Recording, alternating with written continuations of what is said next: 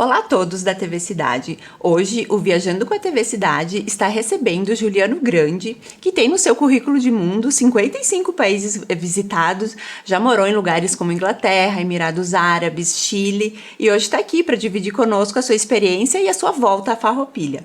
Olá, Juliano, obrigado por ter aceito o convite de vir aqui conosco hoje e compartilhar, né, essas suas grandes experiências. Obrigado pelo convite. Então, Juliano, né, nossa pergunta sempre inicial aqui do programa, né, onde é que foi o seu primeiro, para onde que foi seu primeiro carimbo no passaporte ou a sua primeira viagem que te despertou para o mundo? Então, minha primeira viagem foi para os Estados Unidos, junto com meus pais, né? Meus pais sempre viajaram bastante, eles ganhavam viagens pela empresa, então eu acabei caindo numa dessas viagens e acabei gostando de viajar. É? E aí foste para onde nessa primeira viagem? A primeira viagem foi para Orlando. Foi para Orlando, já foi para Disney. Isso aí, para o Universal Studios. Eu brinco que eu já fui acho que umas 15 vezes para os Estados Unidos e eu nunca fui para Orlando. Parece que nada se organiza para ir, mas uma hora vai. Uma hora vai. É. E aí também tu moraste fora, e como é que foi esse teu processo de morar fora? Onde que tu morou? Como é que foi? Então, eu acho assim que meu divisor de águas, iniciando as viagens, foi quando eu decidi aos 20 anos ir para Londres, né? Então eu estava conversando com 2, 3 amigos, né? E esses amigos eles estavam indo para lá para aprender inglês, para se virar, enfim, né? E eu estava cursando a minha universidade de administração e estava com algumas dúvidas se eu ia continuar, se não ia. E daí, bom, quer saber, eu vou pegar e vou fazer uma viagem. Aí trancou a faculdade? Eu tranquei a faculdade por 6 meses, né? E daí, bom, vou pra lá. E era pra ter ficado 6 meses, acabei gostando. Conversei com meus pais, vou ficar mais tempo, acabei ficando quase 3 anos. Deu quase 2 anos e 8 meses. E você morava em Londres mesmo? Em Londres mesmo. E como é que foi tua experiência lá? O que tu fazia? O que tu tens pra nos contar dessa cidade que é apaixonante, né? Eu fui poucas vezes, mas assim, uma adoro. das únicas cidades que eu voltaria hoje pra morar mesmo seria a Inglaterra, em Londres, né? Porque tem uma diversidade muito grande, é muito bonito. Eu me adapto bem ao frio também, não me lembro de Londres com algo frio, como algo frio, né? Então, assim, num primeiro momento eu fui sem nada, sem trabalho, apenas com contato, né? E aí o que te abriu Londres foi? Foi o passaporte italiano. Italiano, olha aqui, né? E trouxe inclusive pra vermos. Isso aí. Né? Que abre muitas portas, Abre né? muitas portas. E eu tenho o passaporte italiano desde 2002, e minha mãe trabalha com isso, então eu nem sabia de todos os benefícios, né? Então eu acabei caindo em Londres, e de Londres no primeiro mês eu fiquei procurando trabalho e consegui trabalhar num pub. Então trabalhei num pub aí recolhendo copos, limpando as mesas, coisas assim do início, sabe? Então enquanto isso eu ia aprendendo alguma coisa do inglês. Tu já tinha um conhecimento prévio de inglês? Já fazia aqui? Tinha, mas chegando lá é tudo diferente. Descobriu que não tinha. Impressionante, que é tudo diferente porque o sotaque principalmente, né? Então eu sofri bastante no início, mas depois eu fui entendendo como é que funcionava, os sotaques, algumas gírias, e daí tu vai embora. Aprendeu sabe? na prática mesmo. Na prática mesmo. Isso aí. Tá. E aí trabalhaste no pub, como é que foi? Eu trabalhei no pub, então, por um tempo, acho que foram uns 2, 3 meses, e juntamente com o pub eu comecei a trabalhar numa empresa de joias, que eu consegui através de indicação. Todos esses trabalhos eu conseguia por indicação de brasileiros, né? O famoso networking, né? O famoso networking. Que vale mais que currículo, que vale mais que muita coisa, Isso né? aí, então eu saí daqui com um contato apenas lá, né, que era a minha professora de inglês, e daí fiquei numa casa com uns 15 brasileiras, né? E aí, depois desse trabalho do pub, eu comecei a trabalhar numa empresa de joias. Nessa empresa de joias, eu empacotava as joias, né? Então, vinha as joias de fora e a gente ia empacotando nas caixinhas e mandando para toda a Europa. Então, uma empresa famosa de joias que tinha lá. Aí, depois daí, eu comecei a trabalhar na mesma empresa como design gráfico, que era uma coisa que eu queria fazer, inclusive aqui no Brasil. Daí, comecei a fazer lá. Fiquei por um tempo lá e depois eu decidi que eu precisava começar a estudar, porque eu já estava bastante tempo em Londres. O tempo foi passando, já sabia inglês, já estava ganhando meu dinheiro, porque assim, com 20 anos aqui naquela época, eu ganhava, sei lá, 500, 600 reais. E lá eu ganhava umas 800 libras. Se eu fosse fazer a conversão, era nossa, muito mais. Com 20 anos estar ganhando esses valores era bom para mim, né? Então eu acabei ficando nessa empresa até eu entrar numa faculdade de design gráfico, né? De design, né? Legal. Fiz 6 meses, não, achei que não era o negócio. E depois eu fiquei um mês sem trabalho e sem a faculdade, né? Fiquei procurando trabalho. Até que outro networking, aqui de Farroupilha também, me conseguiu ele falou o seguinte, ó, quem sabe tu não trabalha com vendas e de bicicleta? Vender bicicleta. Vender bicicleta. Aí tinha uma empresa lá que estava fazendo uma seleção lá de 400 pessoas, e daí eu entrei lá nos top 100, digamos, da empresa. Legal. Aí daí passou... E vendas nunca foi algo que Não, nunca pensasse. foi. Na verdade, assim, eu sempre tive uma barreira com vendas porque o meu pai, ele é uma pessoa que sempre me meteu medo, sabe? Assim, eu tive medo de entrar em vendas porque ele sempre trabalhou com vendas, ele sempre foi muito bom em vendas. Quem que é teu pai? Meu pai é o Juarez Grande, ele trabalha na Racon Consórcios, que hoje é o meu sócio, né? Me convidou. E hoje a gente está indo muito bem. Tá. Então, mas depois a gente vai desenrolar tudo isso aí. Isso aí. E aí, então, foi para as vendas, vender bicicleta e deslanchou. Exatamente. Então, assim, no início realmente, imagina, como é que eu vou vender alguma coisa se eu mal sei falar a língua, sabe? Então, qual que era a minha estratégia no início? Chegava um cliente, tinha o gerente aqui atrás me olhando, né? Eu pegava, puxava o cliente de lado e mostrava alguns materiais de vendas, né? Um pneu, alguma coisa. Sim. Ia falando com o cliente. Então foi assim o primeiro mês. Aí o segundo mês eu fui me soltando um pouquinho mais. E no terceiro mês estava em top de vendas da empresa. Legal. Então foi muito bom. Eu fiquei 8 meses nessa empresa. E depois chegou no momento que eu falei assim, bom, eu já cumpri as coisas que eu queria cumprir aqui na Inglaterra, que era aprender a ganhar o meu dinheiro. O inglês estava ok, estava bom. E bom, agora eu vou voltar para o Brasil e finalizar minha faculdade. Aí voltei para o Brasil. Aí eu troquei meu curso de administração para comércio internacional. Queria me focar um pouquinho mais na área internacional, né? Aí trabalhei em uma empresa aqui em Farroupilha. Aí depois dessa empresa eu entrei na Frasle, que é uma das empresas do Grupo Randon. Também eu quis...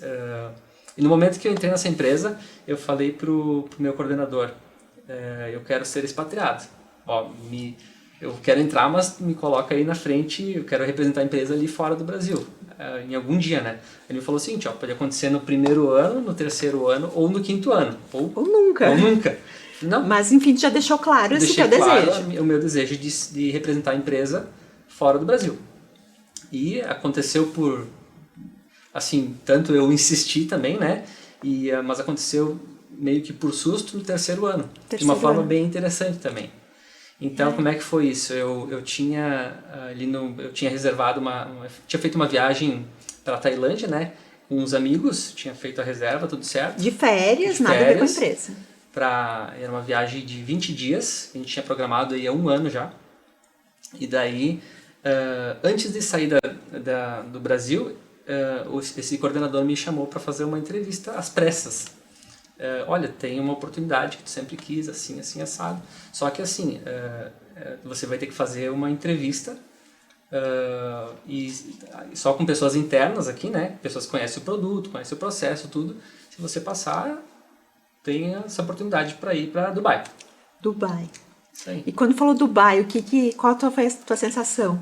Foi em 2014, eu sabia que tinha lá o Burj Al Arab, né? Era no meio do deserto, era quente. Ah, será que é bom, será que não é? Se vai de Emirates, e era meio que isso, né? É isso aí. E daí, aí fui viajar, fui pra Tailândia, que foi um espetáculo a viagem também, né? E aí me conte um pouquinho dessa tua viagem pra Tailândia, antes de nós chegarmos nos Emirados. A viagem pra Tailândia foi o seguinte, então a gente fez eu fiz todas as reservas por conta, né? Porque é assim que eu gosto de me planejar. Tu curte fazer essa parte? Eu gosto de pesquisar o voo, gosto de fazer o planejamento começa a viajar hotéis, já aí. Já começa a viajar aí. E daí eu fiz todo o planejamento, chamei 2 amigos meus, que falei, olha, tá aqui o melhor pacote, melhor valor, melhor guia, tá tudo aqui. E daí eles foram por mim, porque eu também tinha já experiência de outras viagens anteriores, de Londres, que eu viajei bastante lá, né? Então eles aceitaram, a gente foi junto, E viagem espetacular, assim, as paisagens, Cultura. o custo de viagem muito barato, Lá sabe? nosso dinheiro vale, nosso né? dinheiro vale lá. Então foi muito legal, assim, eu tenho excelentes lembranças com esses dois amigos e nessa viagem também. Tá. E aí retornaste da viagem, e aí como é que ficou a questão da entrevista aí? Na verdade, eu recebi uma ligação durante a viagem, eu fiquei 20 dias nessa viagem, né? Então no quinto dia da viagem eu recebi uma ligação. E daí eu já imaginava, né? Sim, que era. Não vai me ligar para dar uma notícia ruim durante a minha viagem. Aí, Seria muito sacanagem, né? E daí ele falou assim, ó, tá me escutando, tá me escutando. Ainda tava ruim a ligação, né? Tá me escutando bem? Sim. Então senta, né? Ele falou pra sentar. Então ele falou assim, tu foi contratado para ir para Dubai, para representar a empresa. Nossa. Então se a viagem já estava boa... É exatamente o que eu ia falar, né? Só veio a cereja do bolo pra viagem, Exatamente. né? Então foi... Nossa, acho que eu chorei no dia. Foi bem legal, sabe? Que Porque legal. eu já tinha estudado um pouco de Dubai, enfim. Mas tinha todas aquelas incertezas, enfim, né? Mas foi muito bacana ter recebido a notícia durante a viagem também. Eu sempre digo, né, que agora, enfim, não é hora de viajar, não, mas a gente pode viajar recordando esses momentos, né, e claro, planejando viagens para o futuro, né. Exato. E aí foste morar em Dubai, como é que foi a experiência de morar num país com uma cultura tão diferente, um clima, a arquitetura, tudo muito diferente de nós, Sim. né? Iniciando pelo clima, então, nos primeiros dias eu pensei que eu não ia me adaptar, porque eu cheguei à noite e era quente, abafado, né? E no dia seguinte eu fui sair do hotel que eu estava com uma mochila para conhecer a cidade, pensando que era algo parecido com algum lugar da Europa, que tu pega a mochilinha e tu caminhar. vou caminhar, né? E impossível. Eu saí assim, dei uns 3 passos e peguei e voltei para dentro do hotel no ar-condicionado. E eu já Tanto pensei é que assim, lá tudo tem ar-condicionado, né? Até as paradas de ônibus, paradas né? de ônibus, metrô, eu jogava futebol com uns 30 ar-condicionados em cima no teto, sabe? Pra Então, ser viável. Os shoppings, tudo, né?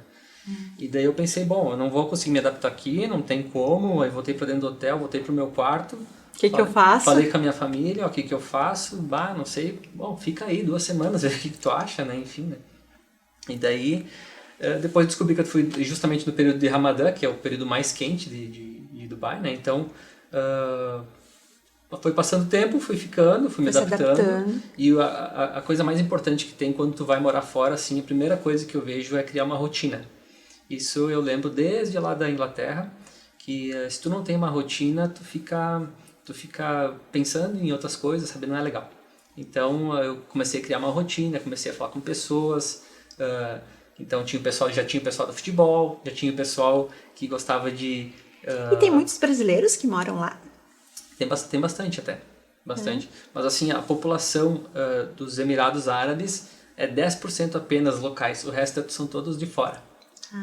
E o que foi mais marcante para ti nessa tua estada em Dubai?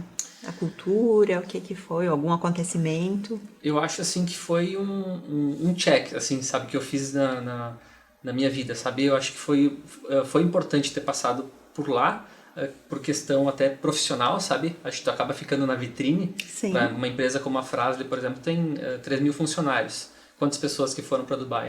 Foram 2, 3 pessoas. Então tu acaba virando uma vitrine, sabe? Sim. O Juliano tá lá em Dubai, sabe? Sim, foi. Então isso me chamou bastante atenção. Uhum.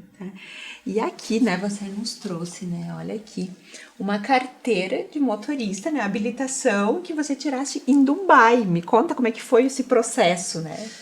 Foi bem interessante, assim, a questão burocrática lá, interna, ela é ela é diferente, digamos assim, sabe?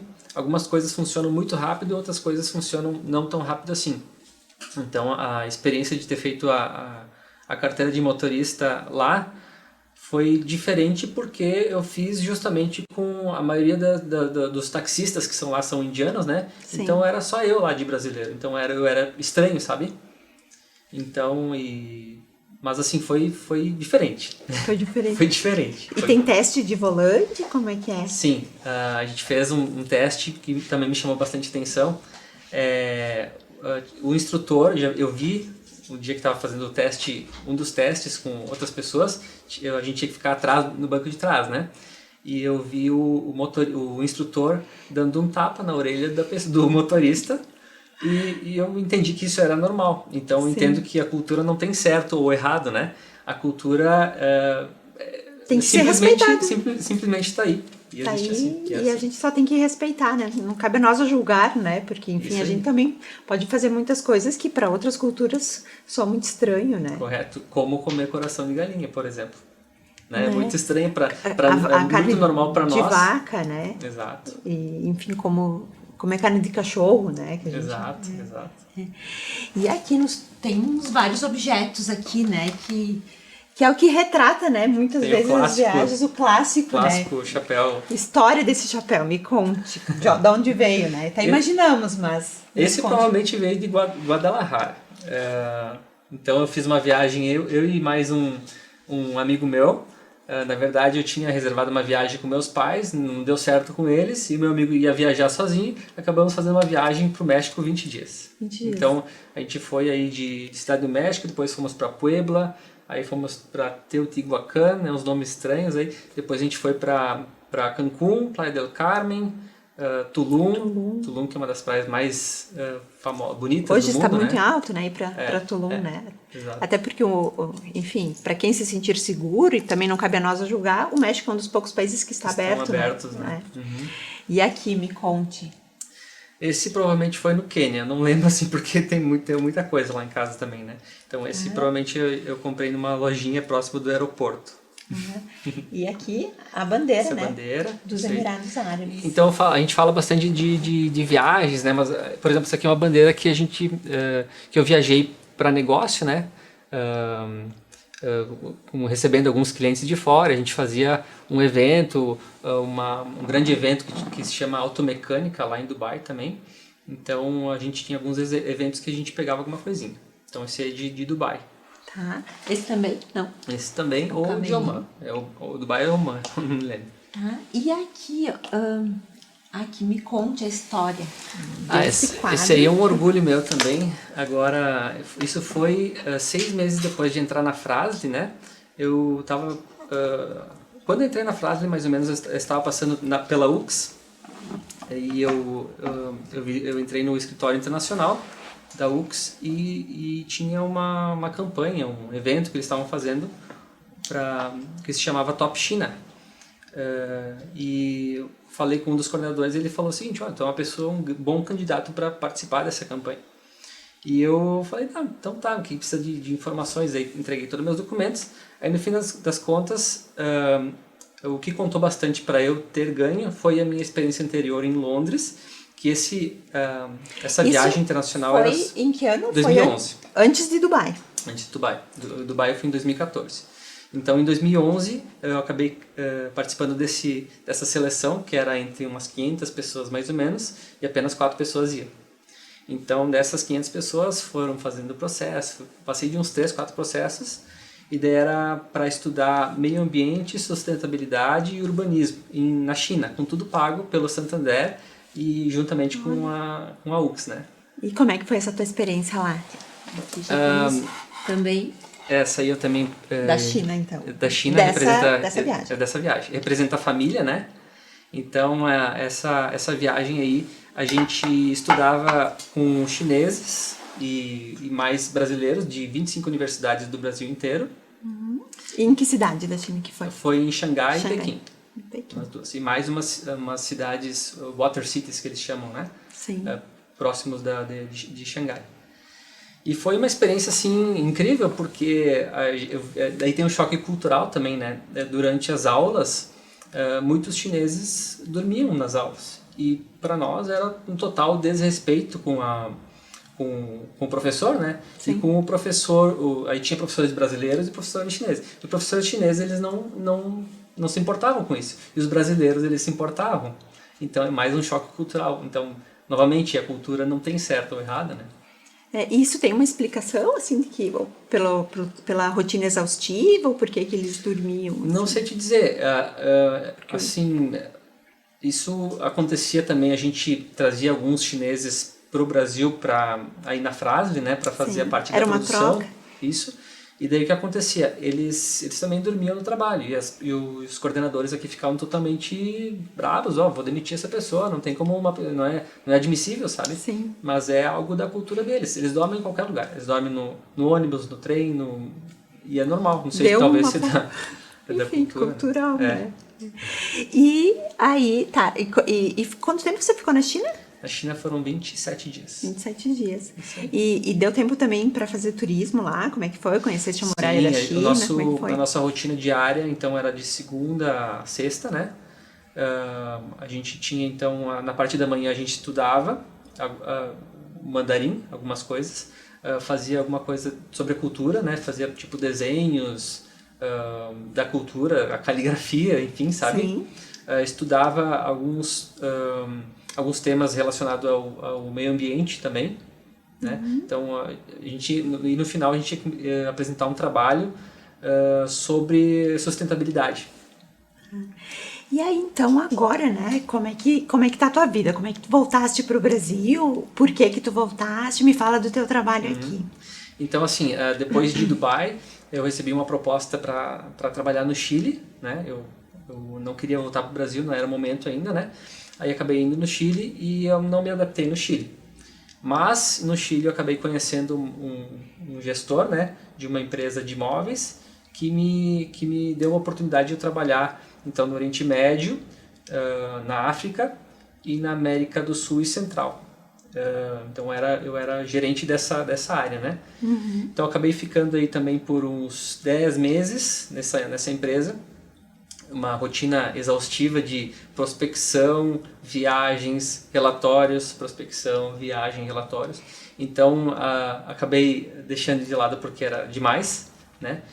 E acabei entrando como sócio do Juarez, meu pai, na empresa que eu estou hoje. Faz aí 5 anos já que a gente trabalha juntos, né? Efetivamente, eu trabalho junto com ele 4 anos, né? Então, hoje... agora em março a gente recebeu uma homenagem do grupo como uma das franquias que mais vendeu em 2020, durante a pandemia, que é esse troféu, que é o meu primeiro junto com o Juarez, né?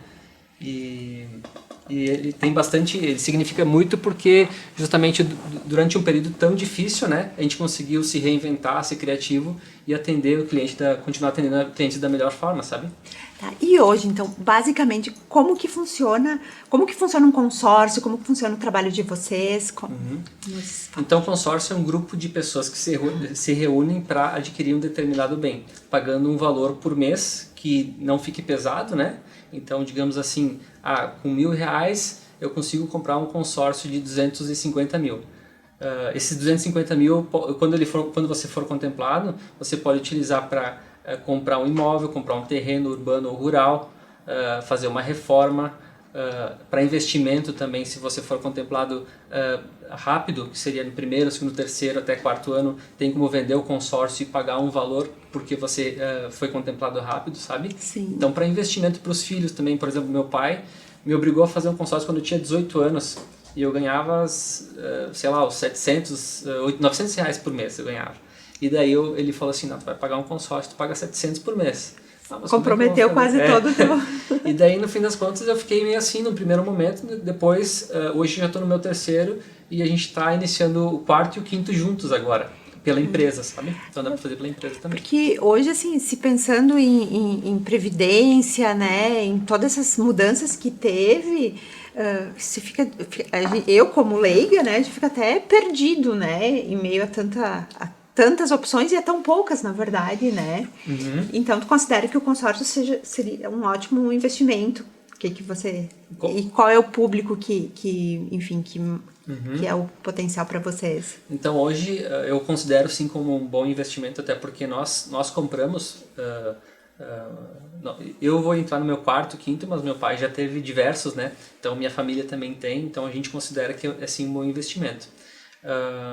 O público seria qualquer pessoa, então pode ser pessoas que querem comprar desde o carro lá de 20 mil reais até pessoas... Não precisa ser um valor muito alto. Não, até pessoas iniciando uma parcela de 300 reais, tanto para veículos como para imóveis. Então hoje, a partir de que valor? 300 reais pode-se R$300, R$350 para ser Já mais se consegue, exato, consegue um consórcio de veículos e R$320 um consórcio de imóveis. Claro que o de imóveis é um consórcio de 15 anos normalmente, né? E o de veículos é um consórcio de 5 a 6 anos, mais ou menos. Tá, e também tu me falaste que vocês estão prospectando alguns clientes no exterior. Como é que tá funcionando Sim, isso? Isso até foi, a gente aprende bastante com clientes, né? E esse cliente que me sugeriu isso é um cliente meu que está morando hoje em Barcelona.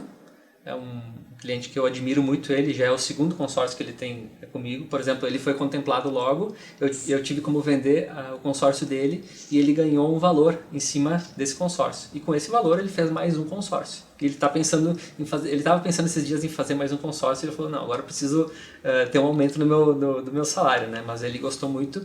Inclusive, para pessoas que estão morando lá fora, é um momento interessante agora justamente por causa da taxa cambial. Então, por exemplo... Tá favorável, né? Favorável. Então, o mês passado, eu vendi para uma pessoa que foi indicada, que ela mora na Escócia. Então, essa pessoa paga aí por mês uns R$1.000, que vai dar mais ou menos uns 150 euros. Tá bem justo, né? Bem tranquilo para ela.